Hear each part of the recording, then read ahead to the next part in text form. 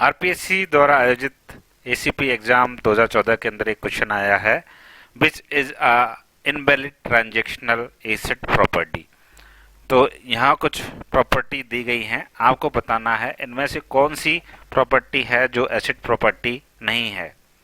तो पहला है ऑटोमेसिटी, कंसिस्टेंसी, आइसोलेशन और ड्यूअलिटी। मैंने यहाँ क्लियरली हाईलाइट करके लिखा हुआ है कि ड्यूअलिटी जो है वो एक एसिड प्रॉपर्टी नहीं है।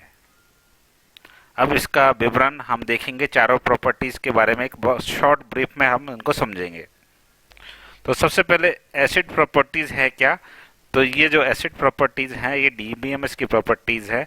अगर ये एसिड प्रॉपर्टीज किसी डीबीएमएस में होती है तो वो बहुत ही उत्तम प्रकार का डेटाबेस होता है। ये कौन कौन सी एसिड प्रॉपर्टीज हैं? तो ए फॉर एटोमिसिटी होता है। ए का मतलब ए फॉर एटोमिसिटी।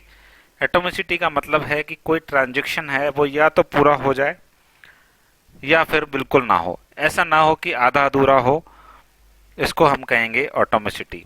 तो कोई भी डीबीएमएस है अगर को उसके अंदर कोई ट्रांजैक्शन आधा अधूरा है तो वो बिल्कुल खराब डीबीएमएस है और ऐसा डीबीएमएस हो ही नहीं सकता। अगर कोई डीबीएमएस होगा तो उसके अंदर ऑटोमिसिटी जरूर होगी। ऑटोमिसिटी का मतलब है कि उसमें ट्रांजैक्शन पूरे पूरे होंगे। ऐसा नहीं है कि आप 1,000 रुपये लेने गए बैंक से और 500 रुपये आपको मिल गए और फिर सिस्टम करप्ट हो गया, 500 नहीं मिले। ऐसा कभी नहीं होगा।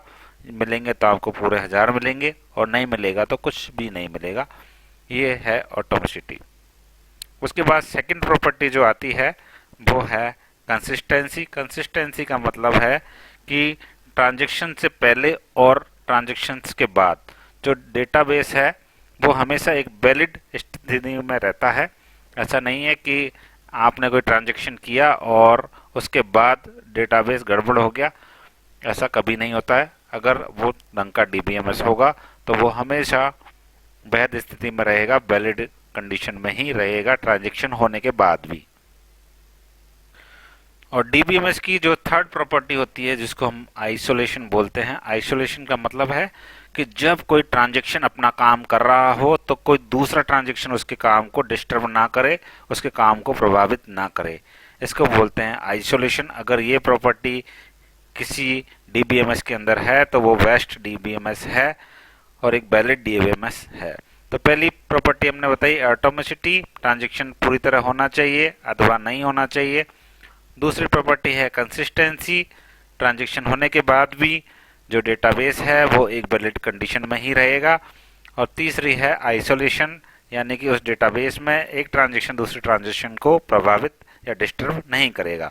अब है चौथी प्रॉपर्टी जो क्वेश्चन के अंदर पूछी गई थी।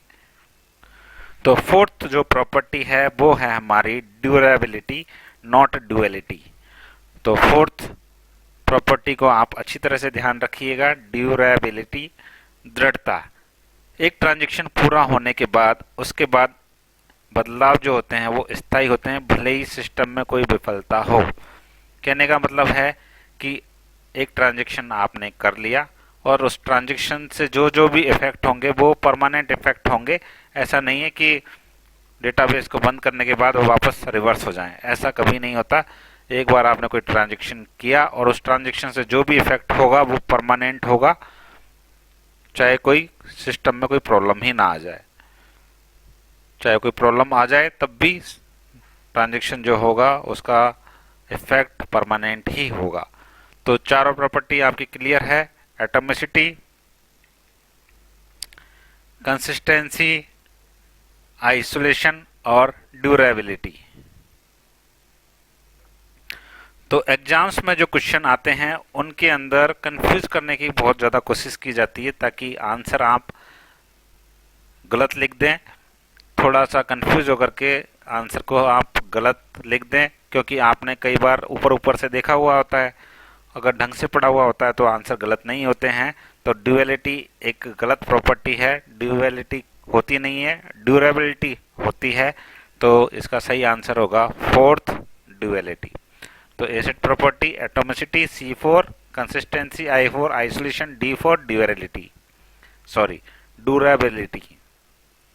आई होप वीडियो आपको पसंद आया होगा। इसी तरह की वीडियो देखने के लिए हमारे चैनल को सब्सक्राइब कीजिए और वीडियो शेयर कीजिए। Thank you.